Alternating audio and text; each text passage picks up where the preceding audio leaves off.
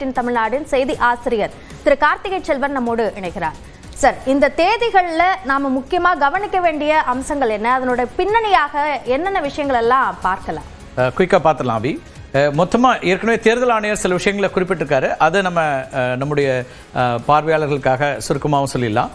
ஒட்டுமொத்தமாக இந்த 5 மாநில தேர்தலில் நமக்கு தமிழ்நாடு, மேற்கு வங்கம், கேரளா, அஸ்ஸாம், புதுச்சேரி இந்த 5 மாநில தேர்தல்களில் 17.4 கோடி வாக்காளர்கள் வாக்களிக்க இருக்கிறாங்க. 824 அசம்பிளி செக்மெண்ட்ஸ், ஒட்டுமொத்த தொகுதிகள் 824, போலிங் ஸ்டேஷன் மட்டும் 2.19 லட்சம். மொத்த தேர்தல் அதிகாரிகளாக பார்த்தீங்கன்னா தேர்தல் பணிக்காக 25 லட்சம் பேர் இதில் பணியாற்ற இருக்கிறாங்க. மொத்தமாக 824 இடங்கள், இப்போ தமிழ்நாடு, மேற்கு வங்கம் அப்படின்னு மொத்தமாக சேர்த்து 824 இடங்கள். அடுத்தது நம்ம பார்த்தலாம், சில முக்கியமான செய்திகளை பார்த்துட முடியும். இந்த இதில் சட்டமன்றம், இப்போ 17வது சட்டமன்றம் தமிழ்நாட்டை பொறுத்த வரைக்கும் நமக்கு தேர்தல் இருக்குது. 16வது சட்டமன்றத்தினுடைய காலம் அப்படிங்கிறது மே 10ஆம் தேதியோடு நிறைவாகுது. மே 10, 2026. அப்போ அதுக்கு முன்னதாக ஒரு தேர்தல் நடத்தி ஒரு ஆட்சி அமைக்கப்பட வேண்டும் அப்படிங்கிற நெருக்கடி இருக்குது. அந்த அடிப்படையில் தான் இப்போ நமக்கு தேர்தல் தேதி அறிவிக்கப்பட்டிருக்கு. ஏப்ரல் 23ஆம் தேதி வாக்கு எண்ணிக்கை, அதே போல் மே 4ஆம் தேதி நமக்கு இறுதி முடிவுகள் வந்துடும். இப்போ இதில் ஒட்டுமொத்தமாக நீங்கள் 234 தொகுதிகளில் தமிழ்நாட்டை பொறுத்த வரைக்கும் பொது தொகுதிகளாக 188 தொகுதிகள் இருக்கின்றன. அதில் 44 தொகுதிகள் பட்டியலினத்தை சார்ந்தவர்களுக்காக schedule caste candidates 44, schedule tribe 2 இடங்கள் அப்படின்னு மொத்தமாக 46 இடங்கள் தமிழ்நாட்டை பொறுத்த வரைக்கும் இதில் ரிசர்வ் கான்ஸ்டிட்யூன்சி அப்படின்னு பார்க்கலாம். 234 188 பொது தொகுதிகள். இதில் கூடுதலான பொது தொகுதிகள், இப்போ கூடுதலான தொகுதிகள் மேற்கு வங்கத்தில் 294 சட்டமன்றத்துக்கு தேர்தலுங்கிறதுனால அங்கே 68 இடங்கள் எஸ்சி கான்ஸ்டிட்யூன்சியும், எஸ்டி கான்ஸ்டிட்யூன்சி 16, அங்கே மலைவாழ் மக்களுக்கான இடங்கள் 16 இடங்கள் அங்கே இருக்குது. அதே போல் அஸ்ஸாம், ஏன்னா அது உங்களுக்கு மலைப்பிரதேசமாக இருக்கிற அஸ்ஸாம்லேயும் எஸ்டிக்கு கூடுதலான இடங்கள் 19 இடத்துல எஸ்டி கான்ஸ்டிட்யூன்சி, எஸ்சி கான்ஸ்டிட்யூன்சி 9, மொத்தமாக 28 இடங்கள் அதில் ரிசர்வ் கான்ஸ்டிட்யூன்சின்னு பார்க்கலாம். இது புதுச்சேரியை பொறுத்த வரைக்கும் ரொம்ப சின்ன மாநிலம்னாலும் கூட அங்கே 25 பொது தொகுதியில் 5 இதில் ரிசர்வ் கான்ஸ்டிட்யூன்சிஸ். அடுத்தது நம்ம பார்த்தலாம். ஸோ இங்கே இருக்கக்கூடியதில் வாக்காளர்களுடைய பொறுத்த வரைக்கும் ஆண், பெண், அதே போல் தேர்ட் ஜெண்டர், இந்த 3க்கான எண்ணிக்கையை பார்க்குறோம். 2 மாநிலங்களில் ரொம்ப குறிப்பாக தமிழ்நாட்டில் பெண்களுடைய வாக்குகள் அதிகமாக இருக்கிறது. மொத்த வாக்குகள் 5.67 கோடி தமிழ்நாட்டை பொறுத்த வரைக்கும். அதில் பெண் வாக்காளர்கள் 2.89 கோடி, ஆண் வாக்காளர்கள் 2.77 கோடி, 7617 பேர் 3ஆம் பாலினத்தினர், தேர்ட் ஜெண்டர்னு வந்துடுறாங்க.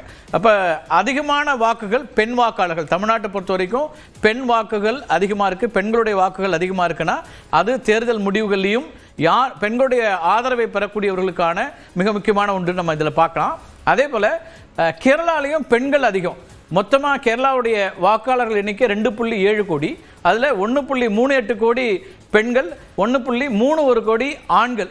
அப்போ இந்த இடத்துலையும் பெண்கள் வாக்குகள் அப்படின்னு தீர்மானிக்கிறதா இருக்குது. ஆனால் மேற்கு வங்கத்தை பொறுத்த வரைக்கும் ஆண்கள் அதிகமாக இருக்கிறாங்க. 3.28 கோடி ஆண்களும் 3.16 கோடி பெண்களும் வாக்காளர்களாக இருக்காங்க மேற்கு வங்கத்தில். அங்கே 1152 பேர் தான் தேர்ட் ஜெண்டர் இருக்கிறாங்க. தேர்ட் ஜெண்டர் அதிகமாக இருக்கக்கூடியது தமிழ்நாட்டில் தான். இங்கே விழிப்புணர்வு அதிகமாக இருக்கலாம். இது எல்லாமும் சேர்ந்த ஒன்றாக இருக்கும். அப்போ இங்கே கூடுதலாக இருக்குது. இது வாக்காளர்களை பொறுத்த வரைக்கும். அப்போ தமிழ்நாட்டை பொறுத்த வரைக்கும் பெண் வாக்காளர்கள் தீர்மானிக்கக்கூடிய சக்தியாகவும் இருக்கிறாங்க அப்படிங்கிறது ஒரு அரசியல் கட்சிகளுக்கான செய்தியாக இருக்கிறது. அடுத்து நம்ம முக்கியமான விஷயங்களை பார்த்துடலாம். இதில் ஒட்டுமொத்த வாக்காளர்களை கொஞ்சம் பிரித்து பார்க்குறதும் ரொம்ப எளிமையாக இருக்கும். இதெல்லாம் ரொம்ப முக்கியமானது. ஏன்னா எந்தெந்த வயதை சார்ந்தவர்கள் எப்படி வாக்களிப்பாங்க அல்லது யாருக்கெல்லாம் வாக்கு அதிகம் அப்படிங்கிறத சொல்லக்கூடிய டேபிள் இது. இதில் நம்ம குறிப்பாக தமிழ்நாடும் புதுச்சேரியும் பார்க்கலாம். மற்ற மாநிலங்களை விட தமிழ்நாட்டை பொறுத்த வரைக்கும் சென்டினீரியன் இது பாருங்கள் 2530 பேர் இருக்கிறாங்க. இவ்வளவு மூத்த வயதோடு இப்போ இடம்பெற்றிருக்கக்கூடிய வாக்காளர்களாக இருக்கக்கூடியவங்க 2530 பேர். 85 வயதுக்கு மேலே, சென்டினீரியன்னா 100 வயதுக்கு மேலே இருக்கிறவங்க, 100 வயதுக்கு மேலே தமிழ்நாட்டில் வாக்காளர்களாக இருக்கக்கூடியவங்க 2530. அதில் 85 வயதுக்கு மேலே இருக்கக்கூடியவங்க 4 லட்சம் பேர் வாக்காளர்களாக இருக்காங்க தமிழ்நாட்டில் 85 வயதுக்கு மேலே. அதேபோல் பிடபிள்யூடியில் 4.463 லேக், இது ஃபிசிக்கலி சேலஞ்ச்டு எல்லாம் சேர்த்து வரக்கூடிய அந்த எண்ணிக்கை 4,63,000. முதல் முறை வாக்காளர்களும் இதில் கவனத்தில் நம்ம எடுக்க வேண்டியிருக்கும். ஏன்னா எல்லா கட்சிகளுமே முதல் முறை வாக்காளர்களை, இளைஞருடைய வாக்குகளை நாங்கள் இருக்கிறோம், இப்போ புதிதாக வரக்கூடிய கட்சிகளும் சொல்லக்கூடியது இது இருக்கும்போது முதல் முறை வாக்காளர்களுடைய எண்ணிக்கையில் 12.51 லட்சம் முதல் முறை, அதாவது 18 இல்லைனா 19 வயசு இப்போதான் ரெஜிஸ்டர் பண்ணியிருக்கிறாங்க. இந்த தேர்தல் தான் முதல் தேர்தல் அப்படின்னு இருக்கிறது 12.51 லட்சம். இப்போ இது ஒரு முக்கியமான ஒரு டேட்டா. அதில் 20லேருந்து 29 வயசுக்குள்ளே இருக்கிறாங்க இல்லையா, இவங்க எவ்வளோ பேர் இருக்கிறாங்க? முதல் முறை வாக்காளர்கள் மட்டும் இல்லை, யங் ஓட்டர்ஸ் அப்படின்னு நம்ம கணக்கு எடுத்துட்டோம்னா, முதல் தேர்தல் அல்லது ரெண்டாவது தேர்தல் அப்படின்னா யங் ஓட்டர்ஸில் 1.05 கோடி, 1,05 லட்சம் பேர் 20லேருந்து 29 வயசுக்குள்ளே இருக்கக்கூடியவங்களா தமிழ்நாட்டில் இருக்கக்கூடியவங்களா இருக்கிறாங்க. இப்போ இந்த டேட்டா அப்படிங்கிறது எல்லா தேர்தல் கட்சிகளும் இதை தான் கணக்கில் வைப்பாங்க. இதில் இருக்கக்கூடிய இப்போ 85+ ரொம்ப முக்கியமாக இருக்கும். அவங்களுடைய வாக்குகள் யார், அவங்க எப்படி வர்றாங்க, இளைஞர்களுடைய வாக்குகள் என்ன அப்படின்னு பார்க்கும்போது தமிழ்நாட்டை பொறுத்த வரைக்கும் 20லேருந்து 29ங்கிறது நம்ம வந்து இளைஞர்களுடைய வாக்காக வைக்கலாம். அது கிட்டத்தட்ட பெருமளவு 1 கோடி பேர், 1,05 லட்சம் பேர் இளைஞர்களாக 29 வயசுக்குள்ளே இருக்கிறாங்க அப்படின்னா அது ரொம்ப ரொம்ப முக்கியமான ஒரு சிக்னிஃபிகண்ட் ரோலை ப்ளே பண்ண போகுது. எல்லா தேர்தலும் இருக்கும்னாலும் கூட இந்த தேர்தல் அது ரொம்ப கவனிக்கக்கூடிய ஒரு தேர்தலாக மாறுது. இந்த இளைஞர்களுடைய வாக்குகள் இந்த 1.05 அப்படிங்கிறது ரொம்ப முக்கியமானது. இது மேற்கு வங்கத்திலையும் அதே அளவுக்கு இருக்கு, 1.31 கோடி. ஏன்னா அவங்களுடைய ஒட்டுமொத்த வாக்காளர்கள் எண்ணிக்கை கூடுங்கிறதுனால அவங்களுக்கு இங்கே வந்து இவ்வளோ பேர் இருக்கிறாங்க. இதில் சர்வீஸ் எலெக்டர்ஸும் ரொம்ப முக்கியமான ஒரு எண்ணிக்கை, தபால் வாக்குகள் இருப்பாங்க. அந்த வாக்குகள் யாருக்கு போகுது, எந்த கட்சிக்கு இருக்குது அப்படிங்கிறது எல்லாமே ட்ரெடிஷ்னலாக சில விஷயங்கள் இருக்கும். அந்தபடி பார்த்தோம்னாலும் 67,056 வாக்குகள் சர்வீஸ் எலெக்டர்ஸாக இருக்காங்க தமிழ்நாட்டில். புதுச்சேரியை நம்ம சுருக்கமாக பார்க்கணும்னா, புதுச்சேரியிலையும் முதல் முறை இருக்கக்கூடியவங்க 23,033 பேர், 20லேருந்து 29ங்கிறது 1.87 லட்சம் பேர். இப்போ ஏன்னா புதுச்சேரியை பொறுத்த வரைக்கும் ஒட்டுமொத்த வாக்காளர்களே 10 லட்சத்துக்கு குறைவாக தான், 9.44 லட்சம் தான் புதுச்சேரியுடைய மொத்த வாக்காளர்கள். அதில் இந்த எண்ணிக்கைகளை நம்ம பார்க்குறோம். இதில் சென்டினரியன் வந்து ரொம்ப, அப்போ இந்தியா வந்து நம்ம பலமுறை பார்க்குறோம், நிறைய மூத்தவர்கள் இருக்கக்கூடிய ஒரு ஒரு ஒரு நாடாக இருக்குது. எல்லா இடங்களையும் நீங்கள் மேற்கு வங்கத்தில் பாருங்கள், 6,653 பேர் இருக்கிறாங்க. ஒட்டுமொத்த வாக்காளர்களை நீங்கள் இன்னும் அசாம் ரொம்ப இன்ட்ரெஸ்டிங், அவங்களுடைய டோட்டல் பாப்புலேஷன், டோட்டல் ஓட்டர் கணக்கிலேருந்து பார்த்தோன்னா அங்கே அந்த 100 வயதை கடந்தவர்கள் எண்ணிக்கை நிறையவே இருக்குது. 2,586 பேர் 100 வயதை கடந்தவர்கள் இருக்கிறாங்க. 1,04,000 பேர் வந்து 85 வயசுக்கு மேலே இருக்கிறாங்க. அப்போ அங்கே இன்னும் நல்ல உடல் நலனோடு இருக்கிறாங்க அப்படிங்கிறதையும் நம்ம பார்க்க முடியுது. இது ஒரு டேட்டா. அடுத்தது நம்ம பார்த்தலாம், இன்னொரு டேட்டாஸையும் பார்த்துருவோம். அதே போல் போலிங் ஸ்டேஷன் எவ்வளவு நிறையா இருக்குது அப்படிங்கிறது, இது வந்து ஒவ்வொரு முறையும் இருக்கிறது தான். ரொம்ப குயிக்காக இதில் வந்து ஒரு அகடமிக் இன்ட்ரெஸ்ட்டில் பார்க்குறது தான் இது. தமிழ்நாட்டை பொறுத்த வரைக்கும் 75,032 போலிங் ஸ்டேஷன் மொத்தமாக இருக்குது. அதில் நகர்ப்புறங்களில் 30,967, ஊரக பகுதிகளில் 44,065. அப்போ ஊரக பகுதிகள் எங்கன்னா நமக்கு வந்து பரந்த விரிந்த ஒரு மாநிலம், நிறைய ஊரக பகுதிகள் இருக்கிற இடம். ஸோ அங்கே வந்து 44,065 போலிங் ஸ்டேஷன் இருக்குது. ஒரு போலிங் ஸ்டேஷனில் ஆவரேஜாக 756 வாக்காளர்களுக்கு ஒரு போலிங் ஸ்டேஷன், அந்த அளவுக்கு வச்சிருக்கிறாங்க தமிழ்நாட்டை பொறுத்த வரைக்கும். இதுவே வந்து மற்ற மாநிலங்கள்லையும் கிட்டத்தட்ட அதை ஒட்டி தான் இருக்குது. வெஸ்ட் பெங்காலில் 798 பேருக்கு, புதுச்சேரியில் 859 பேருக்கு, கேரளாவில் 885 பேருக்கு, அசாமில் 793 பேருக்கு. அப்படி பார்த்தோம்னா குறைந்த அளவிலான, அதாவது 756 பேருக்கே ஒரு போலிங் ஸ்டேஷன் தமிழ்நாடு தான் அப்படின்னு சொல்லலாம், ஆவரேஜை பொறுத்த வரைக்கும் நம்ம பார்க்குறது. அப்புறம் விமன் மேனேஜாக இருக்கிறது வந்து 258 மாடல் பிஎஸ் இதெல்லாம் இருக்குது. இதில் அகடமிக் இன்ட்ரெஸ்ட்னால மொத்தமாக 75,000 போலிங் ஸ்டேஷனில் நமக்கான மொத்த இந்தியா முழுக்க இருக்கக்கூடிய 2,18,807 போலிங் ஸ்டேஷனில் தமிழ்நாடு மட்டும் 75,000 போலிங் ஸ்டேஷன். அடுத்தது நம்ம பார்த்தலாம், குயிக்காக பார்க்கலாம். இதில் வந்து அடுத்தடுத்த ஸ்லைடும் பார்க்கலாம். எங்கெங்கெல்லாம் நாங்கள் வந்து இப்போ தேர்தல் ஆணையம் ஜனநாயக திருவிழாவில் எல்லோருக்குமான உரிமையை நிலைநாட்டுறது அப்படின்னு பார்க்குறாங்க. அப்போ ஒவ்வொரு வாக்காளருக்கும் போலிங் ஸ்டேஷனை கொண்டு போய் சேர்க்கறது தான் மிக முக்கியமாக இருக்கும். அப்படி சேர்க்கறதுல அசாமில் நாங்கள் என்ன செய்கிறோம், கேரளாவில் என்ன செய்கிறோம்னா சொல்கிறாங்க.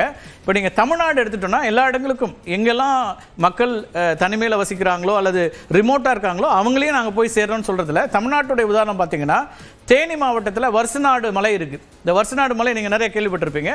அங்கே வந்து 3 மணி நேரம் பயணித்து மேலே போய் நிறைய அந்த டெரெயினை வந்து ரொம்ப டிஃபிகல்ட்டாக இருக்கும், மலை பகுதி. அங்கே 5 வாக்காளர்கள் இருக்காங்க, அவங்களுக்கு ஒரு போலிங் ஸ்டேஷனை நாங்கள் அமைக்கிறோம் அப்படின்னு தேர்தல் ஆணையம் சொல்லுது. இப்போ ஒவ்வொரு வாக்காளரும் முக்கியம் அப்படிங்கிற இடத்துல இருந்து தேனி மாவட்டத்தில் இருக்க வருசநாடுக்கு 3 மணி நேரம் பயணித்து 5 வாக்காளர்கள் இருக்காங்க அந்த மலை மேலே, அவங்களுக்கான ஒரு போலிங் ஸ்டேஷனையும் வைக்கிறோன்றாங்க. இதே போல் ஒவ்வொரு இடத்துக்கும் நீங்கள் பார்க்க முடியும். இதை தவிர மொத்தமாக எலக்ட்ரல் இப்போ 25 லட்சம் பேர் இந்த தேர்தலை நடத்த போகிறாங்க. ஒட்டுமொத்தமாக 5 மாநிலத்துக்கான தேர்தலை 25 லட்சம் பேர் பண்ண போகிறாங்க. அதில் செக்யூரிட்டிக்கு மட்டும் 8.5 லட்சம் பேரை நாங்கள் நியமிக்கிறோம்னு தேர்தல் ஆணையம் சொல்லுது. போலிங் பர்சனலாக 15 லட்சம் பேர், மைக்ரோ அப்சர்வர்ஸ் 49,000 பேர், அப்சர்வர்ஸ் 1,400. இதெல்லாமே வழக்கமாக ஒவ்வொரு தேர்தலும் நடக்கிறது. 40,000 பேர் கவுண்டிங் அஃபிஷியலாகவும் செக்டர் அஃபிஷியல்ஸ் இதெல்லாம் இருக்கிறாங்க, மைக்ரோ அப்சர்வர்ஸ் இருக்காங்க அப்படின்னு. ஏன்னா தேர்தலை முறையாக நடத்துறதுக்கான தேவைகள் இருக்குது அப்படிங்கிற இடத்துல இருந்து இந்த எண்ணிக்கைகள்லாம் வரும். இப்படி இந்த எண்ணிக்கைகள் சொல்கிறதுலையுமே பார்த்தீங்கன்னா ரொம்ப குறிப்பாக அந்த வாக்காளர்கள் யார் யார் எவ்வளோ இருக்கிறாங்க அப்படிங்கிறது எல்லோருக்குமான செய்தியாக இருக்கும். 18 வயசுலேருந்து 19, அதே போல் 29 வயதுக்குள்ளே இருக்கிறவங்க அப்படின்னு பார்க்குறோம். இதையெல்லாம் கடந்து இப்போ முக்கியமாக கட்சிகளுக்கு இருக்கக்கூடிய விஷயம் அப்படின்னு பார்த்தோன்னா இன்றைக்கி இருக்கக்கூடிய அவங்களுக்கான நேர நெருக்கடி ரொம்ப முக்கியமாக இருக்குது. இன்றைக்கி கட்சிகள் 2 கூட்டணிகள் 4 முனை இன்றைக்கி இருக்கக்கூடிய தேர்தல். அப்போ இந்த 2 கூட்டணிகள் ரொம்ப புதுச்சேரி ரொம்ப நெருக்கடியான ஒரு நிலைமையாக இருக்கலாம். ஏன்னா நாளையிலிருந்தே அவங்களுக்கான வேட்புமனு தாக்கல் தொடங்குகிறது. இன்னும் பேசி முடிக்கல, எண்ணிக்கை முடிக்கல. தேசிய ஜனநாயக கூட்டணி மட்டும் எண்ணிக்கையை நிறைவு செய்திருக்கிறாங்க. இன்னும் இவங்க திமுக காங்கிரஸ் கூட்டணி இன்னும் அந்த எண்ணிக்கைகளுக்குள்ளே வராமல் இருக்கிறாங்க. தொகுதிகள் கண்டறிகிறது, இப்படிலாம் ஒரு நெருக்கடி இருக்கலாம். 9ஆம் தேதி 3 மாநிலங்களுக்கு முடிகிறது. அதுக்கு பிறகு 23ஆம் தேதி தமிழ்நாட்டுக்கு. இந்த இடைப்பட்ட காலத்தில் திமுக கூட்டணி, அதே போல் திமுக தலைமையில் இருக்கிற மதச்சார்பற்ற கூட்டணி, அதிமுக தலைமையில் இருக்கக்கூடிய தேசிய ஜனநாயக கூட்டணி, இந்த 2லையுமே கூட்டணி கட்சிகளுக்கான இடங்களையும் அதுக்கு பிறகான அந்த தொகுதிகளையும் பேச வேண்டிய ஒரு நெருக்கடி இருக்கிறது. ஆனாலும் கால அவகாசம் இருக்கிறதுனால அது நெருக்கடியாக இருக்காது அப்படிங்கிற அளவில் தமிழ்நாட்டினுடைய தேர்தலை பார்க்க முடியும். ஒவ்வொரு வாக்காளரும் தங்களுடைய வாக்குகளை தவறாமல் பதிவிட வேண்டும். இப்போ ஒரு தேர்தலை பொறுத்த வரைக்கும், ஜனநாயகத்தை பொறுத்த வரைக்கும் இறுதி எஜமானர்கள் வாக்காளர்கள் தான் அப்படிங்கிற இடத்துல இருந்து தான் தேர்தல் ஆணையம் இவ்வளவு பெரிய ஒரு எக்ஸசைஸை ஒவ்வொரு முறையும் செய்கிறது. அப்போ அதில் நாமும் பங்கெடுத்து ஒவ்வொருத்தரும் தங்களுடைய கடமையை செய்து நமக்கான ஒரு ஆட்சியை தேர்ந்தெடுக்கிறது நமக்கான ரைட். அந்த ரைட்டை my vote is my right அப்படிங்கிற அந்த விஷயத்தை தொடர்ச்சியாக நம்ம செய்யணும். இன்றைக்கு நம்ம தொடங்கி இருக்கக்கூடிய நியூஸ் 18 தமிழ்நாடோடு இணைந்து தொடர்ச்சியாக தேர்தல் முடிகிற வரைக்கும் தொடர்ச்சியாக களத்தில் இருந்தும் அதே போல் ஒவ்வொரு பகுதியில் இருந்தும் நிறைய டேட்டா அனலைஸ் மட்டும் இல்லை, மக்களுடைய கருத்துக்களை கொண்டு போய் சேர்க்கிற வரைக்கும் எல்லாமே நம்ம கொடுக்க இருக்கிறோம். நீங்கள் புதுச்சேரி, கேரளம், அசாம் 3 மாநிலங்களில் ஏப்ரல் 9, தமிழ்நாட்டில் ஏப்ரல் 23, மேற்கு வங்கத்தில் ஏப்ரல் 23, 29 2 கட்டங்கள் அப்படின்னு வாக்குப்பதிவுகள் நடைபெறுகின்றன. மே 4ஆம் தேதி வாக்கு எண்ணிக்கை நடக்கிறது. அப்போ மே 4ஆம் தேதி மதியத்திலலாம் இந்த 5 மாநிலத்திலும் யார் ஆட்சி அமைக்கிறார்கள் அப்படிங்கிற அந்த எண்ணிக்கை தெரிஞ்சிடும். யார் ஆட்சிக்கு வருகிறார்கள் அப்படிங்கிறது தெரிஞ்சிடும். 17வது சட்டமன்றத்தில் யார் முதலமைச்சராக வருகிறார், யார் எதிர்க்கட்சி தலைவர் என்பதையெல்லாம் நம்ம பார்க்க இருக்கிறோம். அத்தனை பேரும் சேர்ந்து தான் இந்த தேர்தல் திருவிழாவை நம்ம சிறப்பாக நடத்த வேண்டும் அப்படிங்கிற இடத்துல இருந்து நியூஸ் 18 தமிழ்நாடு அதுக்கான பல்வேறு ஏற்பாடுகளை செய்திருக்கிறது. தொடர்ந்து இணைந்திருங்கள் நியூஸ் 18 தமிழ்நாடு.